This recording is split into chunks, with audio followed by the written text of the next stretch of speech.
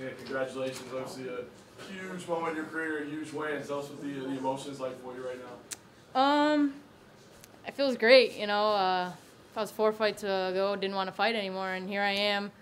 Just beat the number 3, and I want someone better, so it's good. It's incredible. I mean, you talked about just kind of letting go, I guess, and not caring as much, and that seems to be the key. But now you're working your way up the ranks, as you said. I mean, you're in line for a huge fight. So, you know, do you have to change your attitude again, or do you think that, you know, you still kind of just... I still feel the same way.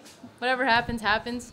You know, I'm not pressuring myself to, like, I have to win this fight is everything. Of course, everyone wants to win, you know, and I went into this fight like I go into every other of my last fights that I won. Like, I trained really hard. I know what to expect from her, and I know what I have. I'm going to put it all out there, and whatever happens, happens, and it happened. Do you feel like Claudia underestimated you in this fight? She said about how there's levels to this game, and you clearly, I mean, you just defeated her. Yeah, I mean, I feel like that was a little insulting to me because there are levels to this game. She couldn't do anything with my striking once she knew that I could get up after she took me down. She couldn't take me down again after I got up in the second round, and I lit her up with my striking. So, yeah, there are levels to this, and she couldn't figure mine out. Well, there were some weird moments in the fight. Second round with the mouthpiece. Could you see what was going on there? And then also the third round glove touch. She shoots in immediately off the glove touch. So I want to ask you about those 2 moments and kind of what was going on there. The mouthpiece, I don't know what happened there because I didn't even see it slip out of her mouth. I think she pushed it. I don't know. That was a little weird for me. I think she was a little tired, and I might have got her with something. And we were cool. I thought we were like kind of friends and like, all right, we know business is business, but like the glove touch and the shot, I mean, I was ready for it, but whatever. It's cool. You said you were thinking of quitting a couple years ago. Now this is 4 wins in a row over increasingly higher ranked opponents. What has changed with you in these 2 years? I took the pressure off of myself of having to impress everyone. I owed it to myself to see where I belonged in the sport and no one else, and got me here. Claudia was very dismissive of you. We already said that. But you were also one of the biggest underdogs on the card. Did you just feel that sense of doubt just outside, from the outside? People are always going to doubt me because they think I'm riding the train of Amanda Nunes. They didn't know that I was a talented fighter before I met Amanda. So everyone always, you know, all the comments online, all the trolls are like, oh, they're only giving her a shot because of Amanda, this and that. I've been fighting since I was 6 years old, and now everyone's going to see that. How's your confidence now? Because this victory is huge. Because before you didn't want to continue, now you get this big win. You must be feeling on cloud nine right now. You know, this kind of sport, you know, it's a little bit political. It's a little bit like sometimes the best fighter doesn't win. And I feel like I was stuck in that boat for a little bit. You know, my fight against Jutai, like it was my first time going to 115. I had a horrible cut. And I was like, I felt like crap, and then I lost that fight. It was a pretty close decision. So I was like, all right, the next fight. I went to fight Justine. I felt great, and then I felt like I got robbed by the judges. I'm like, you know what? This just isn't for me. You know, like, I got to the UFC. It was great and all, you know, and then I had one more fight. I know 3 fights in a row. You lose, you get cut. So I went in that fight like, with whatever happens, happens. And then I started winning, and then now I'm here, and I still feel the same way I did then. With this win tonight, you are getting closer to a title shot. I know Rose is the champion, but Joanna, regardless of what happens in the co-main event, has expressed interest in coming back down to strawweight. Is that a conversation you guys have had just being at the same camp? No, we've never really talked about it. When Joanna came to the gym, I wasn't even ranked, so she kind of overlooked me. You know, now it's a possibility I could fight her if she comes to 115. It's not something we've ever talked about, but it's something that everyone in the gym knows and everyone in the gym feels. And if it has to be talked about, it's gonna be. You know, like I could fight Tisha Torres, who's my best friend. We've talked about it. So Joanna, who's just someone in my gym, it wouldn't be that big deal to talk about it if I could talk about it with my best friend about punching her in the face. So it's not a big deal to me. You scored this massive win, and now in 2 weeks, Amanda's going to look to do the same. I mean, is this just the beginning of what really could be the best month of your guys' careers? It will be. You know, we believe in each other. When you're in a sport this difficult, you need that. It's very important.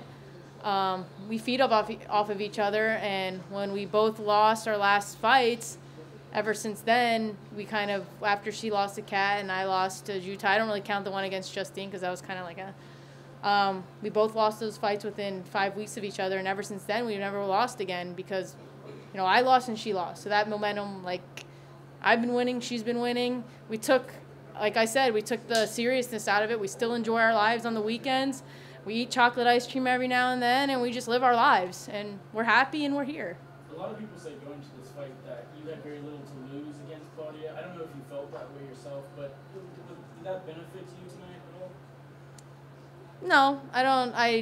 no one likes to lose, so I didn't go in there like, if I lose, I don't care. Of course I care if I lose.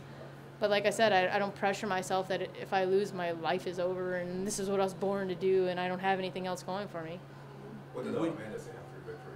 Like, what words of encouragement, love, or? I didn't hear anything. I was just kind of like in my own little world. So she'll probably tell me later or something. I'll let you know.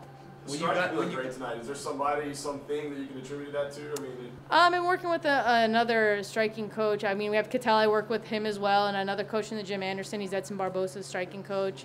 But I've actually gotten more comfortable with letting my striking go without being worried about my takedowns. I do have good takedown defense. You know, a couple of them slip in and out, but I know how to stay safe on the ground. I'm a purple belt on paper, but, you know, I've been grappling for years, so I'm not worried about it anymore. Once I start breaking up their momentum and I start seeing the takedowns, I can start defending them and starting letting go what my best thing is, and that's striking. What does this do for the family plans? I mean, it seemed like they're on hold. Yeah. They're on hold. When you got to the scorecards, was there any concern or worry at all in your head of whether you got it, or did you? You know, I knew I had the second round up until the last minute, but on the takedown, you know, she didn't really do much. I was hitting her from the bottom too, just waiting to make space. But I felt like my striking and my cage control was dominant in the second and third, and when they said unanimous, I knew I won. Does the title eliminator against Tatiana Suarez make sense with the winner of that? It does. Yeah, you know, Tatiana's 4 in a row, I'm 4 in a row. I don't know where Rose is right now with when her target fight is. I know Andrade's there. I don't know who else is there. I don't know where this puts me. I don't know if they're going to give me something in the title contention or they're going to give me, like, I don't know. I don't know, but I'm going to say yes. How much sooner do you want to get back in there? Come again? How much sooner do you want to get back in there? Not too soon. Give me time. Would you be surprised if you don't get a close to title shot? Number one contender? Yeah, I would. I mean, if it's something that's going to, like, jump me all the way back, I'll probably pass on it. Just being honest with you, told you I'm going on a run here, and whatever happens, happens. I don't plan on, you know, that if I lost this fight, it would have made sense back of the line, but I didn't.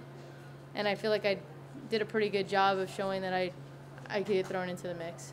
Do you sort of say that looking at what you did, what happened to Claudia tonight? Because she was ranked quite a bit higher than you, and look what happened. Yeah, but she's on her downslope. I thought she lost against Carla, so I think this was just kind of like a definitive, like, yeah, you had your shot. Hindsight being 20/20. That's the expression, right, guys? 20/20. Yes. You guys don't think I'm funny anymore. Should that fight have been on the main card? I guess it doesn't matter to me. Like, it doesn't matter where the card they put me. I prefer it to be on Fox as more people see it. A lot of people don't want to go out of their way to go find a pay-per-view, so I'm cool with it. How'd you like to stay in Toronto? I love it. I love it here, except for the coldness. But I love it here. I like Canada a lot. Like, if I ever have to fight international, Canada is my first choice.